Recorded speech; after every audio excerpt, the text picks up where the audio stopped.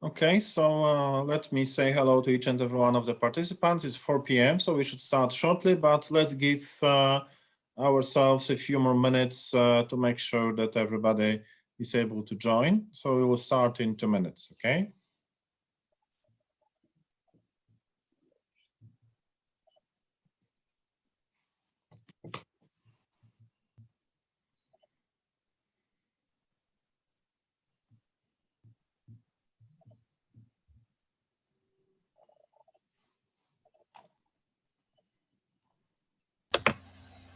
Dzień dobry. Hello.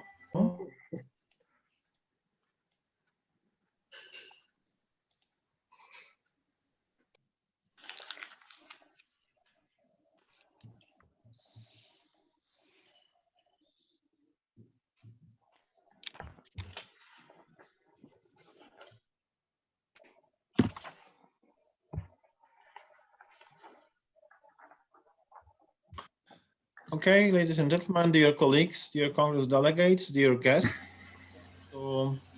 welcome you to the Education Forum. This is a special session which was conceptualized together by Professor Maroš Finka, who is the current president of Association of European Schools of Planning. Maroš will show himself in a minute.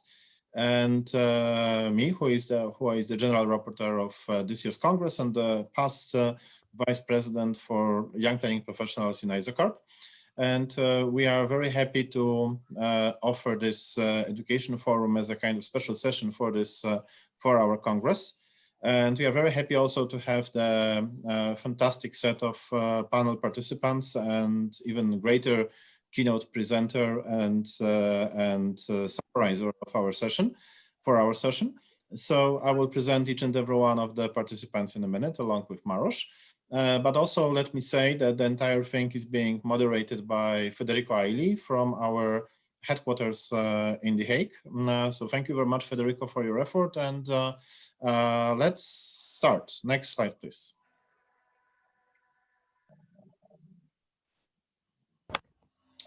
So as you can see, the entire thing is being conceptualized by Professor Maroš Finka and me. And we have Professor Zeynep Enlil as the speaker, and then we have the very rich body of panelists who are representing different organizations and at the same time who are having the very different points of view on the planning education. And may I invite Maroš right now to say a couple of words in the name of AESOP, which is co-organizer of this event. Maroš, could you take the floor, please? Thank you very much, Piotr. It's an honor for me to have the possibility to address all the participants. I would like to thank to Piotr for initiating this forum. Importance of the dialogue between the planning practice and the schools of planning is historical, as the schools of planning educate their graduates for planning practice, and recently it has grown through the years in which the education became to be the things of the whole life of the practitioners. And it became to be much more important in the period of transformation of our society towards knowledge-based society, which is framing all the challenges the spatial planning is facing. The triangle between the practice, education, and research represents the core of the current exchange between the planning schools associated in the Association of European Schools of Planning and the representative of the practice. And I hope today's discussion will contribute to this very constructive dialogue between us. So I'm looking forward to follow the presenters, the panelists during this session, as well as the reaction from the auditorium. It's pity that we have to meet us only in this virtual form, that we are not together for a much deeper exchange, but I hope we will use this 1.5 hour for very intensive discussion, as well as the possibility to continue the discussion in this virtual space. So I would like to give the word back to Piotr. Thank you very much, and all the best for the session. Thank you very much, Paolo, for your note. And I have to say that also our partner is GPN, and we are very happy to have the current chair of the GPN with us, Professor Eduardo Alberto Cuscanobra. Eduardo, would you be ready to say a couple of words in name of GPN? Yes, thank you very much, Piotr. So I think the first thing I would like to say is that I'm very happy to be here. And GPN is a Global Planning Education Association network that I'm the president and chair. It's an association that brings together 11 associations of schools of planning worldwide. And so our main objective is exactly this, is to exchange experiences and foster planning education worldwide. We are also responsible for organizing the World Planning Schools Congress as every 5th year. The next one was supposed to be next on 2021, but due to the COVID pandemic, it was postponed to 2022. So it's a pleasure to be here, and I wish all of us a very great webinar. I think this is a very important, this bridge between practice and planning is what we are all searching for. And so I congratulate you, Piotr, and the others for the organization of this seminar. Thank you. Thank you so much, Eduardo. Can we have the next slide, please? Okay, so as we discussed, this is a group effort. I also have to say, and I have to thank very much Mr. Shinan, who is the executive of the Urban Planning Society of China, who helped us extensively with the preparations and also helped to identify our colleague from China, who will be speaking also today. So thank you very much, Shinan, for your participation. And also I'd like to thank very much for all the other partners who have been involved. And just to mention that Professor Eduardo is also representing ANPUR, which is the Brazilian National Society for Planning Programs. Next slide, please. And also what is, as I already mentioned, this entire event is not the first one in the series. Actually, the first one has been organized by Professor David C. Prosperi in 2012 during our Congress in Perm in Russia. So let me say that this event is in memoriam of Professor David C. Prosperi. Here on the slide, you can see David sitting together with Professor Izabela Mironowicz, who is with us today. At that time, Izabela has been playing the role of AESOP Secretary General. So since that event, we have started to organize a number of the joint events with AESOP and as well as other partners. Next slide, please. So let me right now ask each and every one of the speakers to actually get self-introduced. May I ask Federico to put all of the speakers in the gallery form, if it is doable with this technology. But if not, let me start with Maros. Maros, could you please get self-introduced at first? I have been already introduced. My name is Maros Finka. I'm professor in spatial planning at the Slovak University of Technology in Bratislava.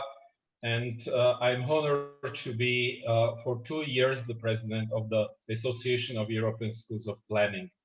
I have international experience from the different continents. I'm the professor at the university in China, in Shanghai as well. So that's my profile, and I'm really honored to be with you now. Thank you. Thank you so much. Our keynote presenter today is Professor Zeynep Endil, who was also representing both GPN and ISOCARP and AESOP, as well as Turkish National Planning Organizations. Zeynep, could you get self-introduced, please? Okay, thank you, Piotr. Greetings, everybody. I'm very moved to see my old colleagues here. I don't see them in person, but I know they're here. So it's a very special moment for me after some time. I'm a professor of urban planning, teaching at Yıldız Technical University in Istanbul, Turkey. I teach planning history and theory, urban regeneration, historic preservation, and so on. And I've been involved in practice mainly through advising the Istanbul Metropolitan Municipality from time to time. And as Piotr already said, I'm now representing GPIN. I'm the vice president of GPIN, but I'm an ancient ISOCARPian, and I'm very proud of that. I also represent my Turkish schools of planning in AESOP. So I sort of have 3 hats now, which is very nice at the same time. I really thank you for inviting me, giving me this chance, especially in an event that is for the memoriam of a very dear friend, David Prosperi. And thank you for the leading organizers, Piotr and Maros, bringing these 3 organizations together, and the very valuable colleagues who are going to be the panelists. Thank you. Thank you so much. Another colleague representing AESOP is Professor Izabela Mironowicz, but also representing our university. Izabela, could you get self-introduced, please?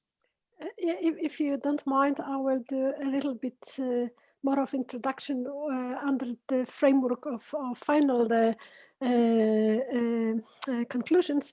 But I would like to say only one thing. My name is Izabela Mironowicz. I'm professor at Gdańsk University of Technology. I'm a radical urbanist, and I'm a radical former Secretary General of AESOP. Thank you so much. Let me now pass the floor to Bruce Stiftel, who was representing Georgia Institute of Technology, if that's still correct. Bruce, could you please get self-introduced? Thank you, Piotr. Bruce Stiftel. I teach at Georgia Tech in the States. I was founding chairperson of GPIN, and also I was president of the Association of Collegiate Schools of Planning in the US. And I've worked with UN Habitat on a number of projects, including the World Cities Report and the International Guidelines on Urban and Territorial Planning. Good to be with you. Thank you so much. Then we have Eduardo Alberto Cuscanobra, from whom we already heard. But Eduardo, if you could get self-introduced so we can learn who you are. Yeah, okay. So I am Eduardo Nobre. I am an associate professor in urban and regional planning, and also the present coordinator of the graduate program in the School of Architecture and Urbanism, University of São Paulo, Brazil. I was president of the Brazilian National Association of Graduate Programs in Urban and Regional Planning, ANPUR, from 2017 to 2019. And since 2017, I represent ANPUR in the Global Planning Education Association Network, the GPN. And I was, in 2019, I was elected chair of the GPN, so I'm the present chair. Zeynep is the vice chair. And well, my major concerns are about social and environmental impacts on large scale underdevelopment projects worldwide, in Brazilian cities, but also in foreign countries. And among my publications, I have one about sports mega events and urban legacies. That's about the FIFA World Cup impacts in Brazil in 2014. And I'm very happy to be here with you all. Thank you. Thank you so much, Eduardo. Now, Paolo Silva, representing AESOP and GPN as well. Paolo, are you with us? Thank you very much. Thank you, Piotr. Thank you very much. It's a pleasure for me to be here with you. My name is Paolo Silva. I come from the university. Oh, we hebben net 3 overleg gehad. Sorry, Paolo, you are muted. Sorry. I'm sorry. I pressed twice. So thank you, Piotr. It's a pleasure to be here with you. My name is Paolo Silva. I come from the University of Aveiro in Portugal, and I'm currently teaching on urban planning program at university, and also researching in the research unit of design. Currently, I was elected in 2019 representative of the Association of European Schools of Planning at the Global Planning Education Associations Network, GPIN. And in parallel to that, I'm also a member of the EXCO of the Architects Urbanists Chamber, Portuguese chamber here in the country. My main concerns regarding my research and teaching have been the bridge between planning institutions and citizens, and mainly regarding informal urbanism. So it's a pleasure to be here with you. Thank you. Thank you so much. Our next panelist is Professor Liu Yan from Tsinghua University School of Architecture. Professor Yan, could you please introduce yourself? Thank you very much, Piotr, for your kind invitation. It's my pleasure to join this event. So my name is Jian Liu, or Liu Jian in Chinese way. I'm an associate professor of urban planning and design at the School of Architecture, Tsinghua University, which is based in Beijing, China. I was the president of Asian Planning School Association from 2017 to 2019.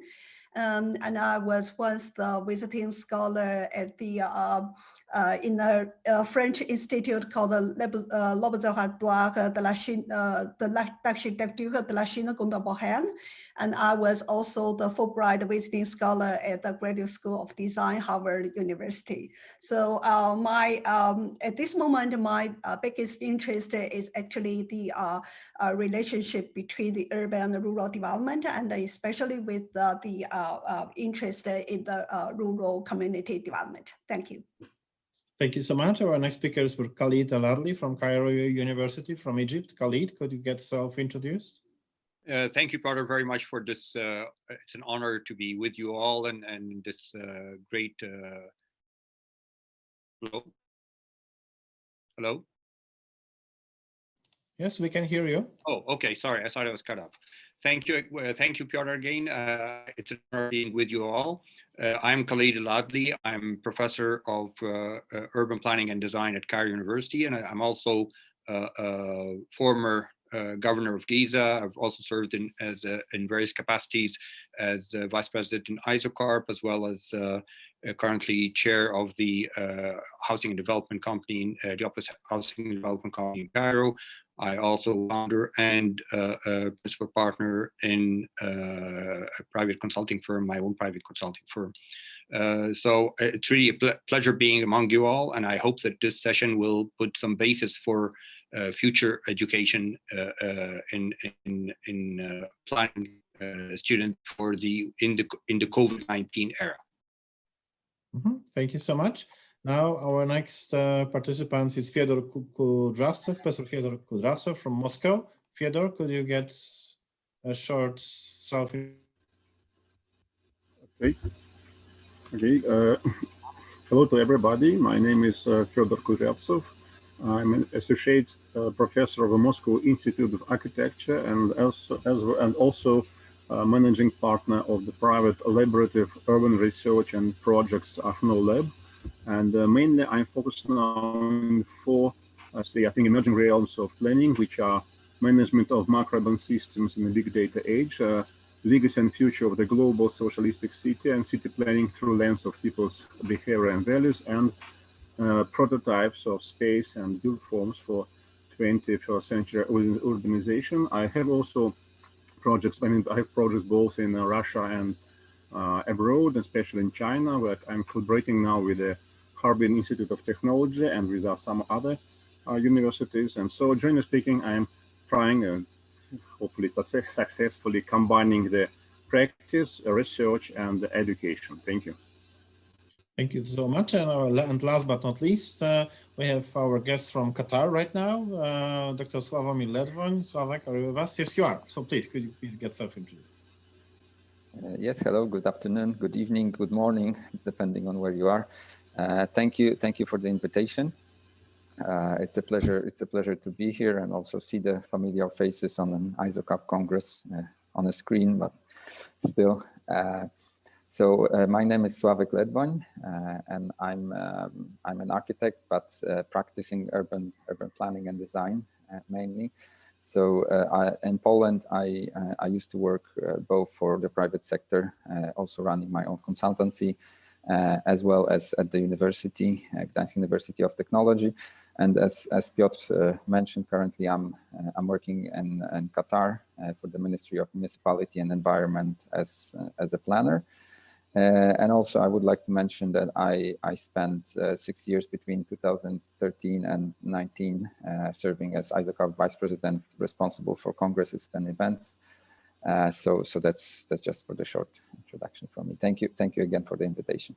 Well, thank you very much for joining, each and every one of you. And I think now it's the highest time to actually start our keynote presentation. So let me ask Professor Zeynep Enlil to start your presentation, please.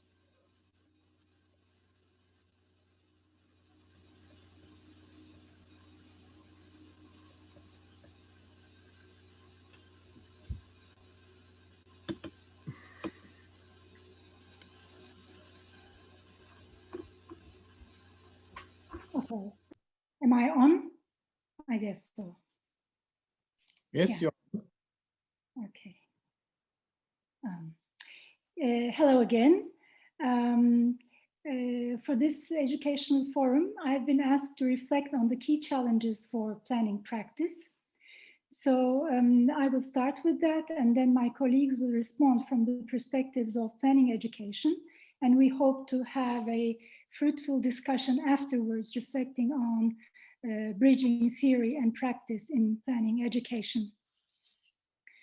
I shall start with the contention that we are at a state of crisis that permeates many spheres of life, and that it is exacerbated by the COVID-19 pandemic. We are at a state of crisis because humanity consumes much more than the planet Earth can bear, so it is a crisis of the planet. We are at a state of crisis because of the persistence of profit-oriented, market-led neoliberal economic structures that deepen socioeconomic inequalities and worsen human sufferings. So it is a crisis of human condition. And obviously it has economic dimensions, so therefore it is an economic crisis. The neoliberal agenda, which became increasingly hegemonic, especially since the 1990s, had a huge impact on how we live and work and shape our cities. It pushed for relentless profit-oriented growth with no regard for people, places, and planet whatsoever. Environmental degradation, species extinction, loss of biodiversity, water scarcity, increasing population, and climate change are the major facets of this, let me say, planetary crisis in a way.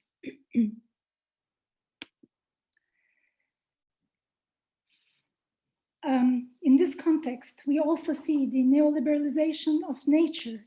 As Heynen puts it, neoliberalism has restructured the social and property relations governing nature and allowed for its enclosure, privatization, and marketization.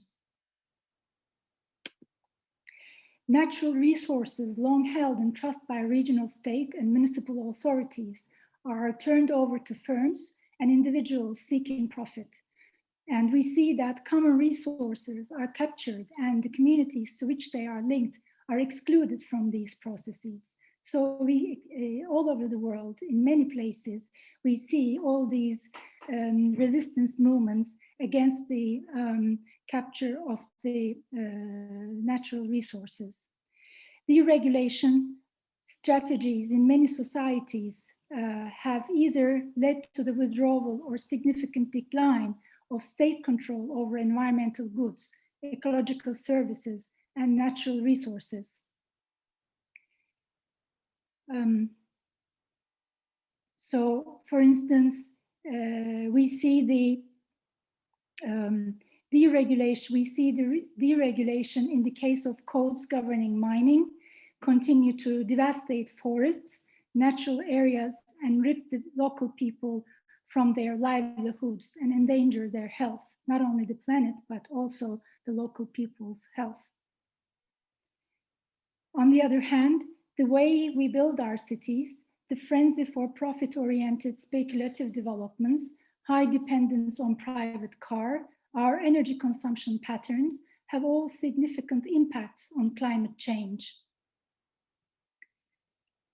neoliberalism not only had overwhelming impacts on the environment, but also on people. It generated unemployment, insecure and exploitative forms of work. It created economic and fiscal crisis that permeates in many countries. It created economic, it deepened poverty, inequality, and social deprivation. It led to the extreme financialization of housing markets, chronic housing shortages, and the very limited access to affordable housing for many. It intensified commodification. It hyper-commodified urban spaces, resulting in gentrification, evictions, and displacement of vulnerable populations. It caused social exclusion, segregation, and hyperpolarization, which have become commonplace in many places around the world. Neoliberalism had profound impacts, not only on our cities and life worlds, but also on our profession. The dominant ideology of neoliberalism conditions how policy problems are framed and possible planning solutions are considered. In many planning contexts all over the world, we have seen the marginalization of sustainable development, respect to nature, social justice, quality of life, and good design. Planning practice under neoliberalism has been reduced to growth-approving endeavor, and it is blamed for contributing to the production and maintenance of the very conditions under which environmental degradation and social injustice prevails. Lost in the process was the holistic approach of planning, searching for the common good. Fragmented project-based neoliberal urban development patterns changed planning practice, making it an equally fragmented project-based piecemeal activity with a role to play in all these crisis situations.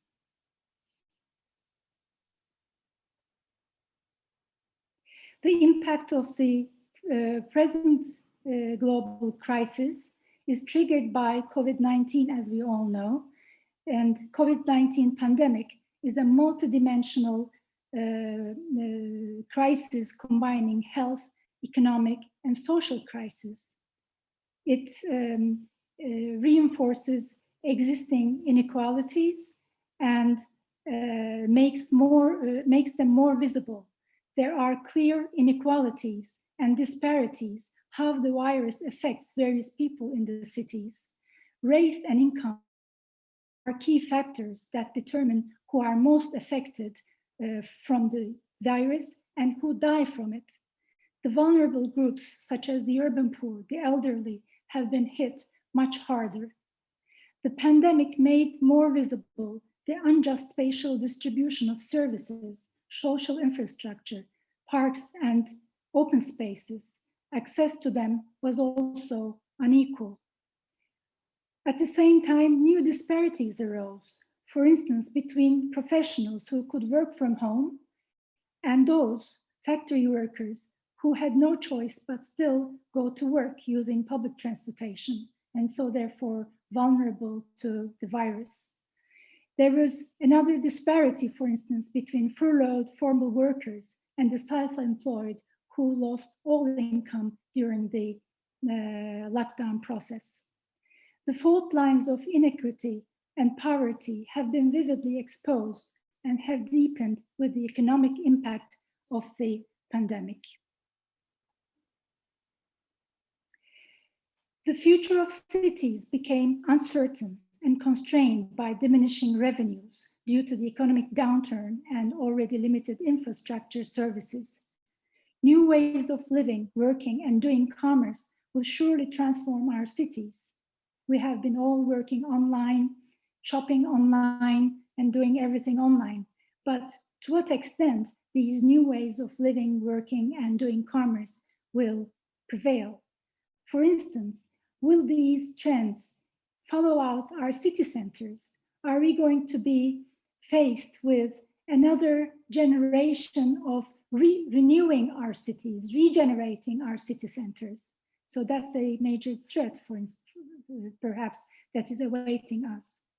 The biggest opportunity for the cities from this pandemic is usually seen as a chance to build back better with more climate resilient infrastructures, green initiatives such as increasing public spaces, creating vehicle-free streets, making bike lanes, refurbishing buildings to multiple uses, and so on. COVID-19 actually entails an excellent opportunity for planners and policymakers to take transformative action towards creating cities that are more just, resilient, and sustainable. But the question is, how widely these opportunities will be seized. As a colleague of ours, Ricky Burdett, puts it, governments will also be under great political pressure to rebuild economies and incomes and push forth growth after the crisis. This could mean that climate change is then ignored or lowered to a second-tier priority. Businesses, investors, and consumers may be reluctant to take on the costs of transition. So therefore, resolving all these tensions will be a major challenge awaiting us in the post-COVID era. Now, what does it all tell us? I think we should remember and reclaim our roots, the core values of our profession as the pioneers of planning envisioned and strove for once. We should discover its original purpose of delivering fairness and making ordinary lives better and promoting collective well-being. We should try to take more progressive and transformative action towards more equitable, socially, spatially, and environmental just solutions. After all, planning is not all about growth. I hope we have learned that. And cities, of course, are for people and not for profit. So based on these, I would say that there are two key challenges. Of course, these can be multiplied, but two key challenges ahead of planning practice in the post-COVID-19 era. One of them is dealing with the unresolved paradox between sustainability and development. In other words, between economy and ecology, let's say, if you like. And also, we have the challenge to convince politicians, stakeholders, and communities alike to take to the necessity of transformative action for the sake of more climate resilient, sustainable, and just society. Of course, these problems, all these problems I cited are sort of universal, but of course they are experienced everywhere, they are experienced everywhere, not in the same way, not with the same intensity. As with the variegated landscape of actually existing neoliberalisms, their manifestations are also place-specific. So are, or should be, the planning responses to meet these challenges. What are these implications? What are the implications of these for planning education? Well, research shows that there is usually a mismatch between the objectives of planning education and the requirements of planning practice. How do we bridge this gap? This is what I guess we will be discussing in a way. Again, one shouldn't expect a uniform package. Responses from the education side would also be varied depending upon the different contexts, different local problems and needs and priorities. Now I would leave the floor to my esteemed colleagues for their responses on the education side. Thank you. Thank you so much, Zeynep, for your intervention. It was extremely interesting set of observations. I'm also very happy that you have managed to put all of that in a very compact way. I guess it gave us fantastic opportunity to grasp the most important set of issues. So now let me actually ask our panelists to give their insights on that, how that translates into the challenges for the planning education programs, as well as for the other as for the other educational activities. And not only for the educational activities, I guess we have the chance to discuss it a little bit more widely. Although, since this is the education forum, I think the best would be to deal with that. But before we go to that, I'd like to ask Maros if he would like to comment on the presentation or to give another insight into the further discussion. Maros, would you like to comment? Thank you very much. Really, Zeynep addressed a big scope of different challenges we are facing. My crucial question, as well as against the panelists, is whether you think that these challenges will meet the change in the planning paradigm, because that's what we, as the schools of planning, are mediating as the main message towards the students, towards the future graduates. It's the planning paradigm and planning approach to face those problems. So that is the question, perhaps not only for the Zeynep, but as well for the panel. Thank you so much, Maros. I think this is an excellent introduction to the panel discussion. And the panel discussion will not take, it will not be just like questions and then answers, but we have decided to ask our esteemed panelists to just provide a kind of short interventions or short statements on that, what is their point of view. So I think we will go in line with that, what was listed on the website with the program. So we will start with Bruce. Bruce, what would be your thoughts on these reflections on the global challenges for the planning education? Could you please give us your comment? Thank you. So I want to suggest that the need for planning education has never been greater, but that disruptions are underway that threaten our abilities to meet that need. The statistics about global growth and inequality and poverty are familiar to almost everyone on this webinar.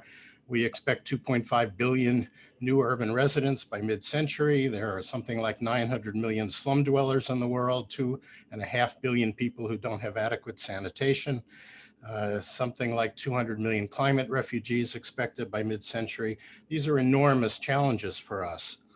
Do we have the workforce to be able to respond to those challenges? Well, many of the countries of the global north have substantial planning workforce. Britain, the number is probably something like 34 planners per 100,000 population. Australia, it's probably something like 13 planners per 100,000 population. But in the global south, the situation is radically different. Sub-Saharan Africa, the number is probably less than 1 planner per 100,000 population. The Indian subcontinent, it's probably something like 1/4 of a planner per 100,000 population. So most of the global south, or at least large regions of the global south, are far from having adequate planning capacity. Now, the national higher education systems have recognized the need and have been creating planning schools at a brisk pace. In 2009, the Global Report on Human Settlements counted 550 planning schools in the world and suggested that half of those had been created in the previous 20 years. But since 2008, we've had a blossoming of new schools. China has probably doubled the number of schools to more than 200. Turkey has probably moved from something like 6 to something like 26 today, although sometimes you hear the number 40 from Turkey. Indonesia has moved from a handful of something like 15 programs in 2008 to something like 66 programs today. There's been tremendous growth, but so many of those schools are under-resourced. So many of them are poorly connected to national or international networks. In the 2008 survey, 1/3 of the schools said that they were not connected to a national or an international network of either planners or planning schools. Startlingly, so many schools don't teach the basic principles of 21st century planning as we understand them. In that 2008 survey, We asked the schools whether they taught social equity. And would you believe that 47% of the schools responding said that they did not teach social equity. 41% said they didn't teach citizen participation. And 26%, a quarter, said that they didn't teach sustainable development. Those are unbelievable statistics to me. And many of our schools are nationally focused. And so when we talk about educating for regions of the world where there are not sufficient planning schools, where will those students go to get an education that's relevant to their own national contexts? And how will our planning workforce understand the global issues and the international issues that they are increasingly drawn into? So that's today's situation, but then let's look at the disruptions that are happening and that are on the horizon. We have competition from global North powerhouse schools that is interfering with the work of schools in national schools in many contexts. So we have Monash University with a satellite campus in Malaysia. We have Liverpool University with a satellite campus in China. We have online programs, online education just beginning to really change the landscape of planning teaching. So we have the first accredited online master's degree in planning in the United States at the University of Florida. There will be more coming. And those programs offer the potential for students anywhere in the world to enroll, which will certainly disrupt the enrollments and revenue streams of many schools. And we have our beginning of these massive open online courses with planning schools at the Federal University of Lausanne, University of Cape Town, Columbia, and Toronto, all offering courses in the planning space, generally free of charge to thousands and thousands of students. And in the international education market, if you will, we have a growing competition from the global South. It used to be that the international flow of students was largely from the South to the North. That is less and less the case. China has doubled the number of their international students in the last 10 years. They now enroll as many international students as the UK does. Malaysia has doubled the percentage of foreign students in their schools in the past 20 years, and at the same time has reduced the export of their students to other countries by 2/3. And this is not just in a couple of countries. It is, there is about as much growth in foreign enrollment in the last 20 years in the non-OECD countries as there has been in the OECD countries. And of course, in the last couple of years, we've seen a real cranking up of visa and travel restrictions. These have always been a challenge for international students, but they're greatly more so today in the era of COVID. US master's enrollments from overseas declined 4% between 2019 and 2020. When the 21 numbers come out, it's going to be a lot larger decline. Australia is predicted to lose 50% of its foreign students by 2021, 1/2 of its foreign students. And the projection is that the group of 8 universities in Australia will have an annual loss of about 400 million Australian dollars in revenue as a result. And of course, the fiscal stresses from COVID are both revenue loss, but they're also expenditure increases. We're having to do things to teach that we never did before, and those are bringing costs for both personnel and equipment and facilities and all sorts of other things we never had before. So let me give my summary. We have enormous planning capacity deficits in the world. Planning education has been growing in the effort to try to respond to those, but it's still woefully inadequate. We have many regions that are underserved by planning education.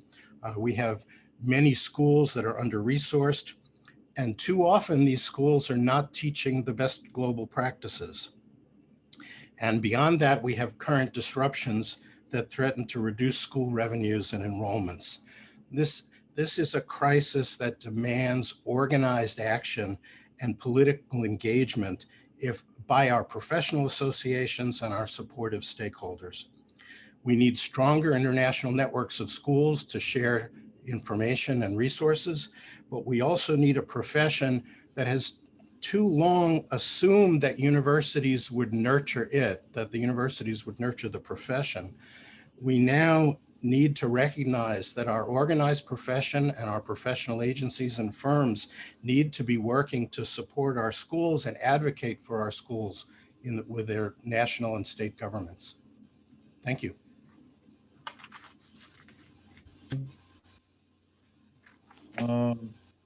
Thank you so much. Sorry, I was muted for a sec.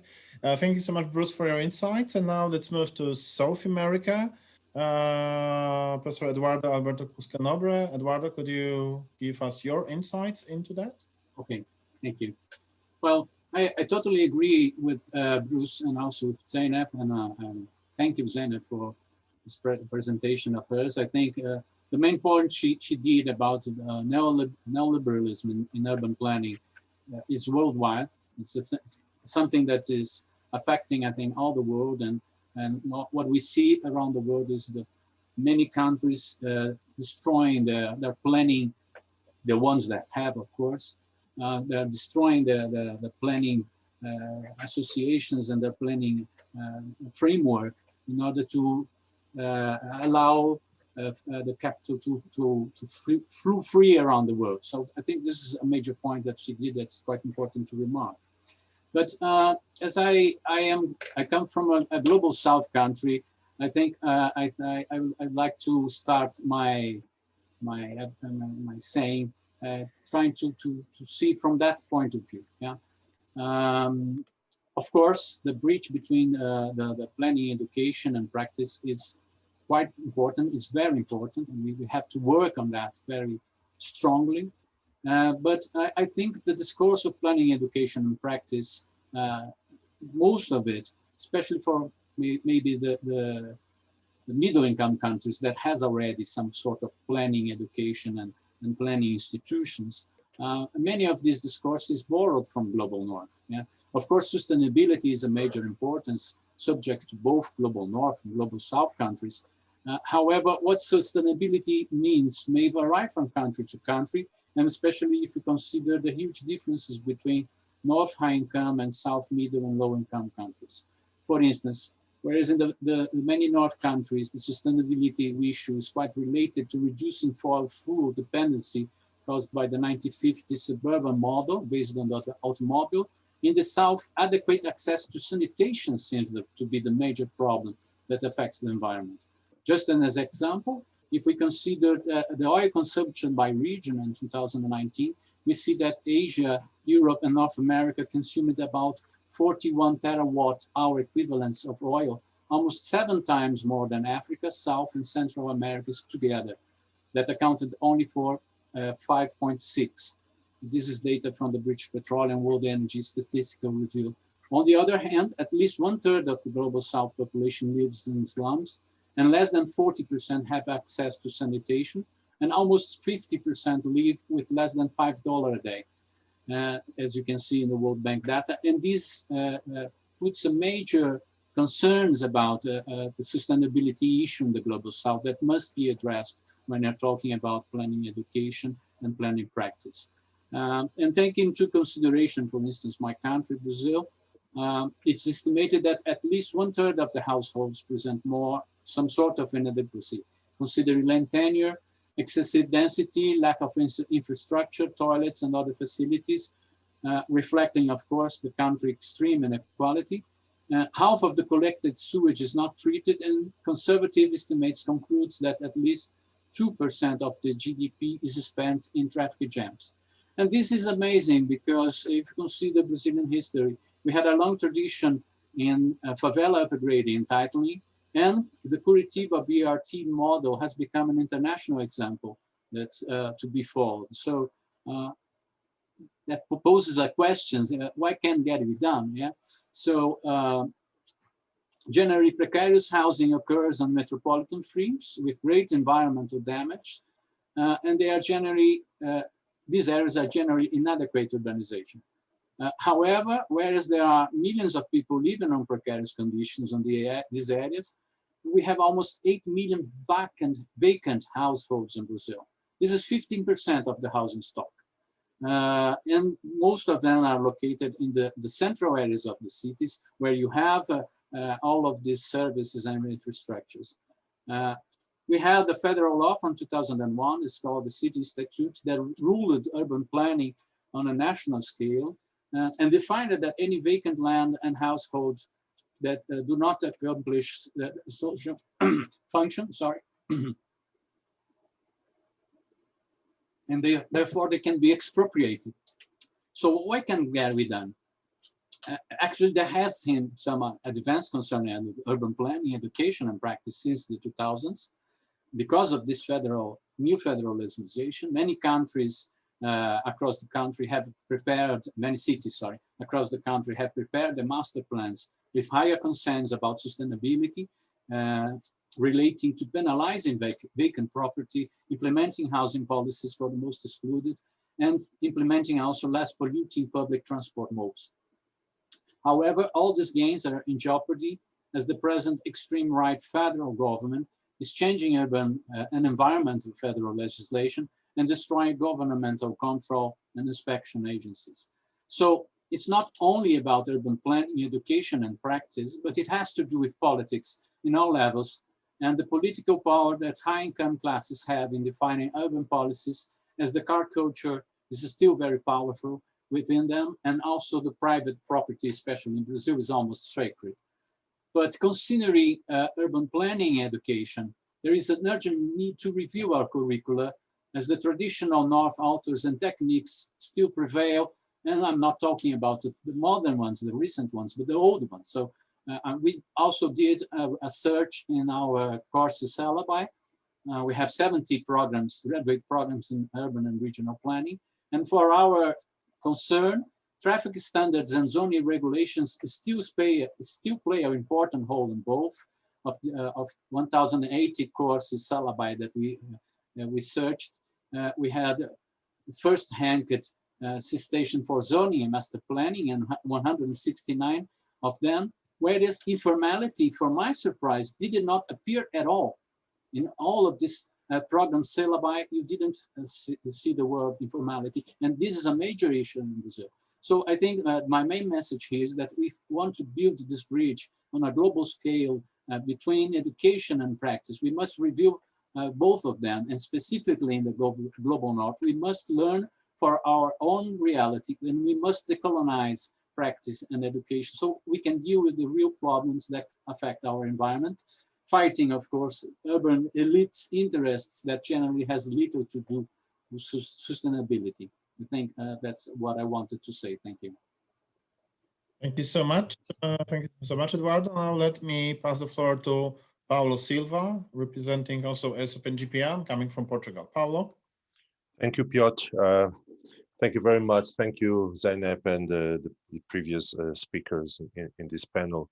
I would like to start to address the topic, picking up the main idea of Zainab, of the neoliberalism, to figure out where we stand right now in the middle of this crisis, and to remind that this neoliberal wave was the first one to disappear as soon as the crisis started, the pandemic crisis started. So this is one big lesson that we should take from this crisis immediately in the short term, and also to understand that although this exists, I mean, we should prepare planning students to understand cities as a result of the non-for-profit actions that Zainab referred, but also the combination of neoliberal actions. They will not disappear overnight. And that probably a better future for cities lies in the cooperation between these two tendencies. Well, apparently planning education got, and I'm speaking mainly about the European context, planning education got prepared to deal with this neoliberal context. We prepared following our Bologna reform in the past decade, a more compact, flexible, mobile international planning programs, which made them to be reconverted into post-degree planning courses, very much focused on planning and practice and theory, learning by doing, hands-on approach, focusing on the societal changes and the societal challenges that were already here referred, such as climate change, migrations, etc. And at the same time, we expect, and this has been one of the major trends of the recent years, is that there's a stronger permeability between the professional world and the academic world. Professional planners are more and more moving back to academia on and off in order to update their knowledge on planning issues. However, we have to understand that this move is not enough in European terms in order to deal with global global challenges. Most of these challenges that Europe did in the last 2 decades were very much a reflection of European unity. And it was a way of uniformizing our programs and making mobility within Europe easier. However, globalization and global challenges has much more to do than this, than just being able to move from Poland to Portugal and vice versa, but very much about being able to understand that this global context in which we live made a strong interdependence between the slums in Cairo and the central business districts in Europe, for instance. Although the information this data that Bruce brought us are encouraging in terms of revealing the less dependency of the global south towards the north, towards the global north, this pressure on globalizing the planning programs is still a need in my perception and from my knowledge from the European planning programs. They've been becoming very much international, but I believe that addressing these tasks means another perspective in global terms. What we see in the planning landscape, let's say European landscape, it's that plans have been reduced to the minimum, this vague zoning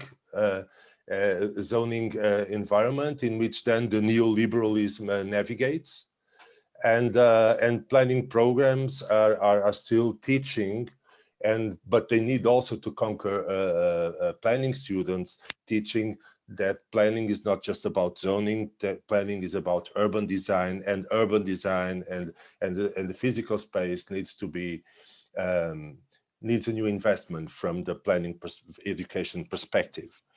This is a general perception from the European context. In particular, this has been experienced in Portugal very much. This emptiness of the planning context in which just the zoning has been reduced to this kind of tool. Also, this is something that has been affecting very much Portuguese cities, and I think I can extrapolate this to the European context. Is the maybe I would not use such a strong word like attack to city centers, masked as urban regeneration actions. We know that cities in Europe, we have a very important urban heritage. And due mainly to the last financial crisis, and here we are talking about crisis as well, this was one of the main triggers to destroy decades of implementing good practices in terms of urban regenerating historic neighborhoods together with populations and residents, etc. I mean, one of the lessons we learned, for instance, in Portugal from the financial crisis was the need of liberalizing the housing market, for instance. And this made a strong change in what happened in our historic centers, but also in terms of urban regeneration. So how do we place students in this context, in this very recent and rich and fast changing context? I think planning education has been changing a lot in these recent years. Although in many cases, design is still focused on the object much more than in process. And learning and teaching processes can provide probably students with much better tools to deal with complex contexts such as the ones we've been dealing with. Although we should not forget that planning students also need to learn how to design good streets, good public spaces, good landmarks to the city. And this is the task, the great task of trying to combine both the complexity with the old school teaching of also these kind of challenges. Well, I will, to conclude, say that this will probably more than the, of course, it changes the pedagogy and methods, etc. But maybe new perspectives, although on old realities or dynamics, can be also a way of helping to understand this phenomena. And complexity, dealing with these issues as complex, is probably one of the ones that can highlight new approaches in terms of planning. So I would say that theory really definitely matters in this point. So to conclude, I will end up saying that, well, this preparing planners to understand this crisis, the following crisis, because there will be crises from different origins for the future, sits on understanding cities as evolutionary bodies in which adaptation and cooperation plays a strong place. So I would leave here this challenge of also challenging students to deal with a reality that is complex and combines this non-for-profit city that ZDEP started to addressing, but also these neoliberal trends that we all acknowledge. Thank you. Thank you so much, Paolo. And now we are traveling to China. Our colleague, Professor Liu Yan, despite the very late evening time in Beijing, has decided to join us. Professor Liu Yan, could you please comment from your side, from the Chinese perspective and from the perspective of the Asian planning schools? What would be your reflection and your opinion? Okay, thank you very much. Actually, I appreciate very much the remarks from the previous speakers. I would like to share some reflections on the relationship between planning education and planning practice based on Chinese experience. So far in China, modern urban planning in terms of both practice and education was introduced from the West in the early 20th century, along with the process of colonization. The construction of the international concessions and leased territories in some cities on China's eastern coast became the pilot practice of modern urban planning, which laid down the foundation for the birth of modern planning education in the country. The war destructions in the 1930s and the 40s promoted the social awareness on the significance of planning education to cultivate the professional talents of urban construction, so leading to the emerging of planning education at some universities since the late 1930s, mostly as part of architectural education. Thus, it can be said that in the centennial history of China's modern urban planning education stemmed from planning practice and was closely related to planning practice in response to the actual demand of the country's urban construction and the development. So the close connection between the two was further tightened after the People's Republic of China was established in order to better serve the national strategy of prioritized industrialization under the circumstance of a severe shortage of professional talents. So in the colleges and universities that run architecture and or planning programs, faculty members and students got opportunities to be involved in practical planning projects beyond their academic activities. In the late 1950s, planning and design institutes were even established at certain colleges and universities to facilitate the involvement of their faculty members and students in planning practice. Since then on, this mechanism has enlisted Chinese academics in planning practice far and wide in the country and become a unique tradition of contemporary China in the field of planning. These the reforms and opening up, the sustained large-scale urbanization of China turned the country into a super large laboratory of urban planning and development, making the tradition of planning education in combination with planning practice further consolidated. At the same time, the numerous and diversified planning practice brought about great challenges to planning education. As urban areas continuously expanded into rural areas, the physical environment that urban planning works on was no longer limited to the levels of neighborhood or urban block or district, but also included regional and territorial levels. The issues that urban planning deals with were no longer limited to the form and layout of built environment, concerning mostly land use, but also included the considerations on the multiple aspects of a society, economy, ecology, culture, and even governance, and so on. So the tools that urban planning utilizes were no longer limited to morphological design and blueprint presentation, but also included quantitative and qualitative analysis, scenario prediction, and policy making through the application of new digital and information technologies. So all these challenges have made urban planning more transdisciplinary and the planning education more diversified. So therefore, today in China, urban planning is taught not only in the field of architecture as it was at its birth, but also in the fields of geography, sociology, environmental engineering, civil engineering, resource management, public management, and so on. This undoubtedly gives planning profession more potentialities in practice, but obscures its academic core as discipline.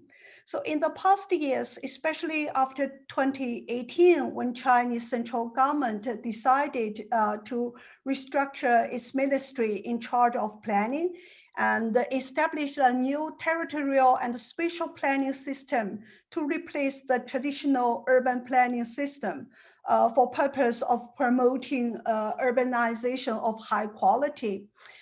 There appeared broad debates in China on what is the disciplinary core that makes urban planning distinctive from relative disciplines, how the knowledge system of planning should be structured with regard to its transformative disciplinary core, and what skills should be trained, and how the pedagogic activities should be organized in planning education. So all these questions are challenging to both planning education and planning practice in China, not only in China, but also in other Asian countries. So to close my remarks, I would like to highlight the following arguments. So firstly, urban planning is a practice. So it's always transformative to better cope with the continuous changes of the social economic development, playing the role of a cooperation platform for the spatial development of sustainability and livability. Secondly, urban planning is also a discipline which should has its core, especially its academic core, of shaping a better living environment for all, while expanding its scope into relative fields to foster a sound ecology for interdisciplinary development. Last but not least, planning education as way of fostering planning professionals should take the responsibilities of shaping value views, structuring knowledge system, and training technical skills for the creation and management of sustainable and livable cities. So for this purpose, at least according to Chinese experience, the combination between planning, education, and practice is very important and indispensable for the sustainable development of cities. So thank you for your listening. That's all from my side. Thank you so much. Very interesting thoughts. And now let us move to Africa. Well, it's technically it's Africa, but culturally not necessarily. Khalid, floor is yours, speaking from the Egyptian perspective, please. Thank you, Piotr. Actually, I'm overwhelmed with all the remarks and comments made, and actually, the reflections are really great. But let me say that the challenges posed by Zainab and the colleagues only offer an opportunity to reflect and question how the pandemic has affected city life, how can planners accommodate perceived challenges that have been posed by our colleagues, and how do these challenges reflect on planning education so we can prepare our students for the future. Resilience efforts have over the years generally focused on climate change, adaptation, as well as disaster management. Yet wider sustainable issues such as and challenges that cope with risk and shock have mostly been overlooked. And here I'd like to highlight a few challenges that I believe have been faced by cities all over the world, not only in Egypt but all over the world, and some urban functional spatial issues that might be of importance when, as planners, consider dealing with the crisis of the pandemic. We have seen that the inadequacy of the medical and health infrastructure all through, even in European countries, even in the first world, not only the third world.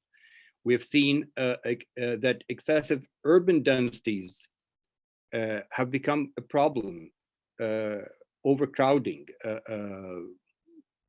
congestion in public transportation. How do we solve these issues? The mass transport systems that we have all been planning for are now a problem when it comes to social distancing. The inadequacy of and insufficiency of open space to be utilized in such cases, and actually the injustice or inequality of including it all throughout the city for different sectors of people and neighborhoods.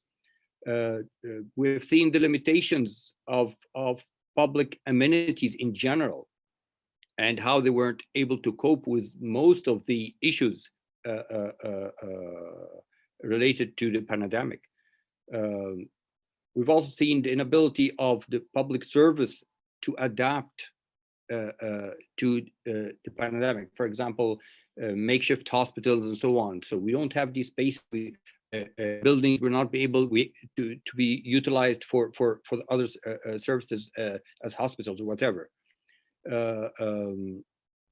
We've also seen, as clearly Zainab said, the inequality and injustice for the poor and those who are urban poor, who do not have the services needed at this time of the pandemic.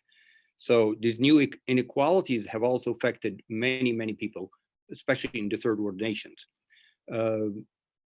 Yet this makes us think that as planners, as professionals, not only as educators, but we really need to think of planning cities in a different form.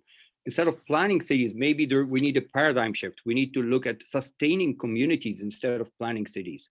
And I mean here, looking at the needs of communities as human beings and not as physical form of planning cities. As someone just mentioned of our colleagues, was the impact of transportation and transport planners and giving the vehicular corridors the most importance in many cities, especially in third world countries. This takes me to the final point that I'd like to then, how does this affect and reflect on planning education? How are those issues reflecting on planning education? Well, I believe that we need to, as educators, promote to our students how integrating city planning should be, why we should have more active mobility as opposed to mass transport modes and vehicular traffic, how we could enable level of sociability, whether private spaces, semi-private spaces, and maybe public spaces that could be utilized differently. So reorganizing the infrastructure maybe, and how that should be done.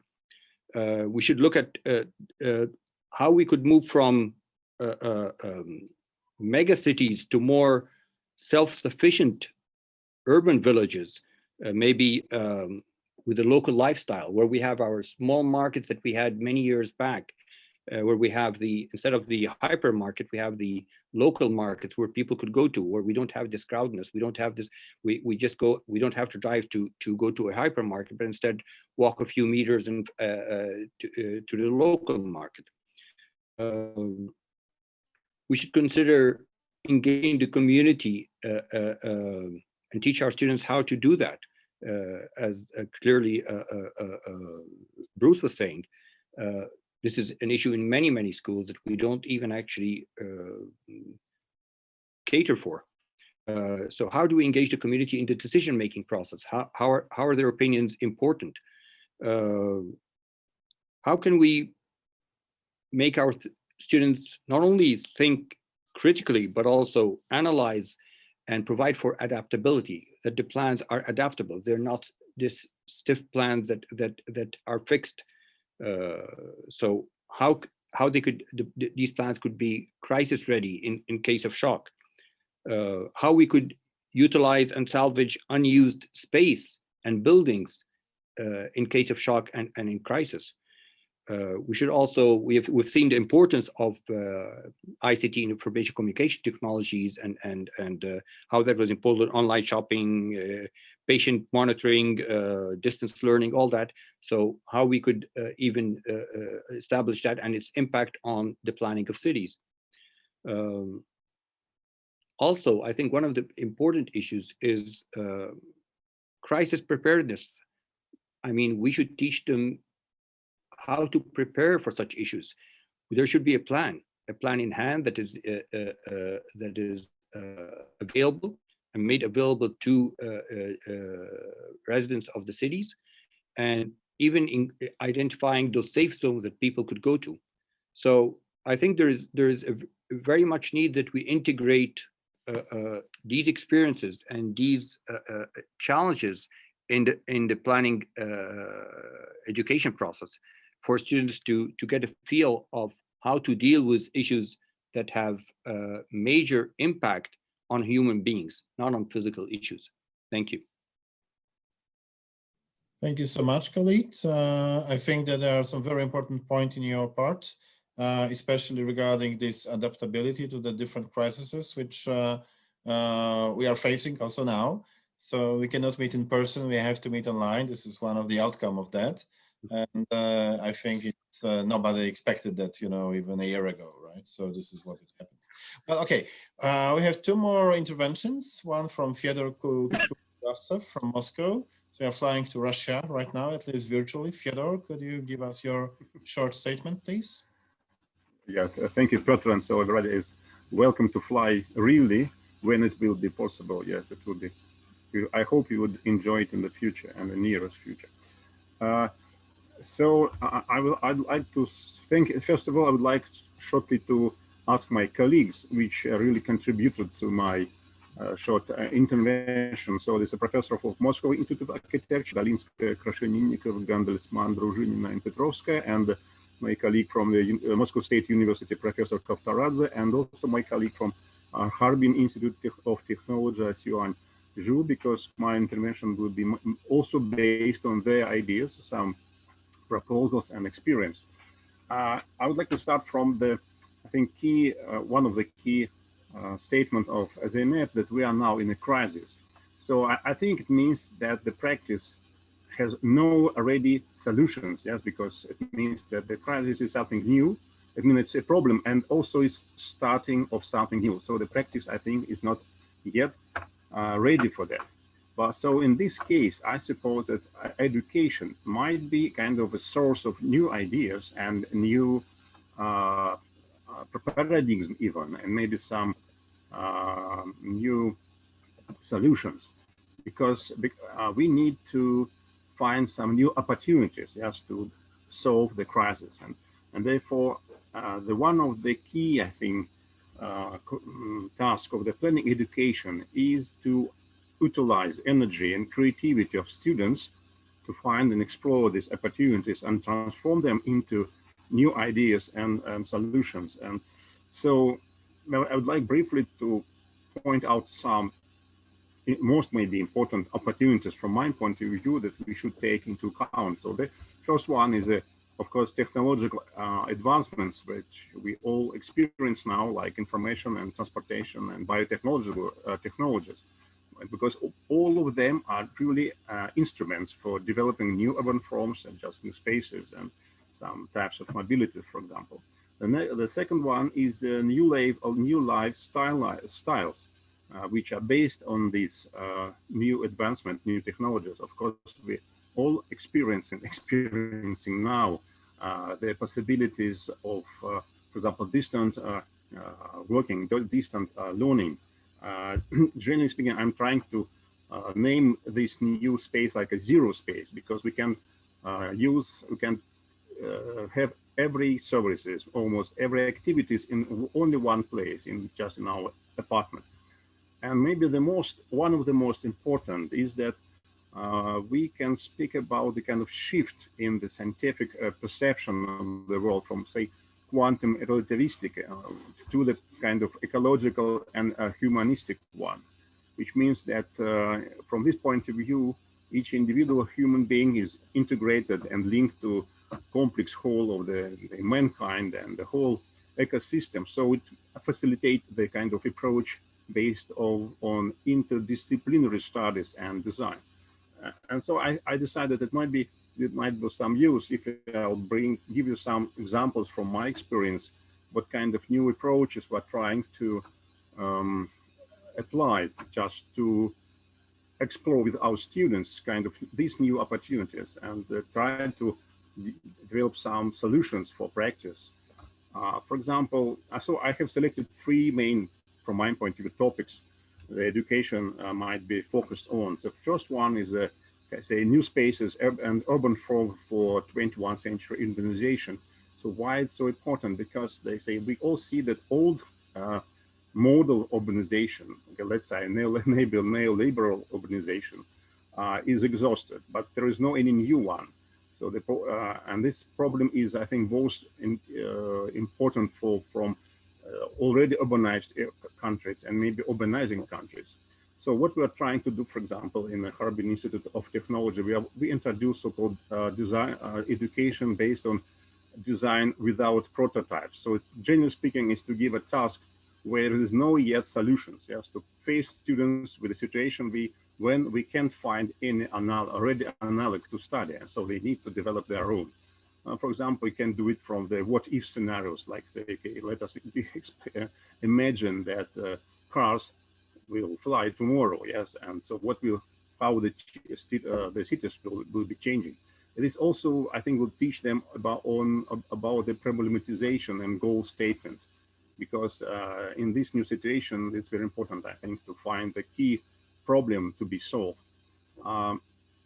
Another approach, it could be kind of university as a laboratory of municipalities. It means that in my experience at least, that civil servants, I mean, that those people who really work in administration, sometimes they are very, say, deep introduced in their practice. So it's quite difficult for them to look at from outside.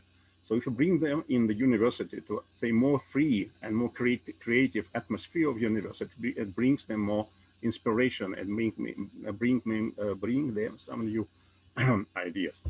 Another one point is, which I think we need to teach students not only to design, but also a modeling of people's behavior in this built environment, both in the current situation and in the future situation. I think there might be very difficult methods here, but in one poll we can speak about kind of, say, interactive education, which means introducing kind of some participation with citizens already in a learning process. And from another polar, I mean, which more based on technologies, kind of joint research. It means that, for example, we have now a project where we're going to combine master student research with the support of a company which analyze big data. So they will ready to work together to get some new knowledge, to get some understanding how people behave, how they move all over the city, etc. And the last topic, I mean, to taken into account in this new situation and to be introduced in educational programs is designing and modeling interrelations between human being and ecosystems. And generally speaking, well, I think we should try to see this as the one, say, human environmental system, not just urban system and ecosystem, but just one. And just an example, what we hopefully would start in the nearest future. It's kind of a joint program on between Moscow State University, Beijing Institute of Technology, and Moscow Institute of Architecture. So we're doing a project concerning the Chengdu kind of soft urbanization mode. But what is important that there will be three components: the mathematical modeling, biology, and planning. So I think this is very important just to try to find some possibilities for interdisciplinary programs, which can include, for example, different departments of the same university or different departments from different universities, but with different profiles. So just to conclude, I would say that just, to outline some, I think, possible future trends, both of design and education. So one is maybe the planning should be considered like a social spatial design. It means that we need design not only space, but also design and predict the models of use of this space, because people not often use it like we can predict it. And I think also important to think about kind of new language to describe cities, because very simple, if you look on some images which are provided by big data, we can see that we can't use our, for example, language based on functional zoning to describe this picture. The same, I think, concerns the form and the representation of urban plans, because the plans traditionally are more or less static, say blueprints or even models, but they need to represent some dynamic system which becomes even more dynamic and changing. And the last, but maybe more practical, but I think very important, and is that in some cases quite difficult, I mean, in administrative terms, at least in my practice, to organize these interdisciplinary and collaborative projects, because they sometimes traditional system of education is not so much prepared now to, for example, to work with, say, external partners like private companies, non-governmental organizations, citizens, etc. So thank you very much. That was my intervention. Well, thank you so much. And now the last but not least, our colleague from Qatar, but originally coming from Poland, Dr. Sławek Ledwoń. Sławek, could you please take the floor? Thank you so much. I hope you can hear me well. Yes, this is there are so many good issues or observations already raised in the previous by the previous speaker and the introduction. So there is a lot to think about, and I know Piotr used the word short about the presentation. So actually, this is the first time I'm not stressed in a Congress that the session is ending and coffee is getting cold outside the room or lunch. It all depends on your personal coffee machine. But that also means I'll try to keep it short so we can have some room for discussion regardless of that. So I'll try to, there were as I said, so many interesting points already made. I don't want to repeat any, but maybe just for ideas, for thoughts. I think first one is the, it was already mentioned in the presentation, what happens with the COVID. I would like to relate this post-COVID more to the education of post-COVID. I mean, we are all stuck now in the screen, right? And everybody has enough of it. But on the other hand, there are so many things that probably we would like to keep after we reflect on how they worked from this situation we are in, and how knowledge is delivered through the internet. So there are good things as well, and most probably in the future we might be thinking about more of a hybrid model of teaching rather than going back and forth from one world to the other. That also probably will enable some more collaboration across space, across borders, across schools, which was not really possible before that easily, because we didn't have the infrastructure, the programs were not structured like that. But now it's, I believe, more open to the world, and can be more universal, and can be more collaborative in this means. So I'm just wondering how much will be kept after some changes, positive changes will start to happen. And that also leads to the very good aspect that Zeynep, very interesting aspect that Zeynep mentioned in her presentation. I mean, how accessible are things, how accessible is basically knowledge and education. And the well-established schools and world, it's the matter of infrastructures of the new programs that we're using. But for some, and I'm talking about even primary education, that's really difficult for kids that don't have internet, or it's really a place that you cannot access the education even at the early stages. But that brings me to another point, that having a more open or more accessible knowledge that we create, and we actually do it right now, because ISOCARP Congress has never been virtual before, and it was not really possible to join the education forum in that extent as now we are doing. So probably some of this knowledge can be delivered to different places that really need it desperately, and it can be done without traveling. Maybe it doesn't have to be a Congress. Maybe it can be some other something else we allow people to. And there is the third point that I wanted to mention is more about the knowledge transfer. We talk practice, theory, or academia and practice, but I'm also quite interested in the worlds of incoming young people and the more experienced ones, and that doesn't mean a relation student professor. During my time with the congresses of ISOCARP, we introduced a mentoring program that was actually meant to bridge this gap between people who are simply experienced and people who are just beginning their planning career.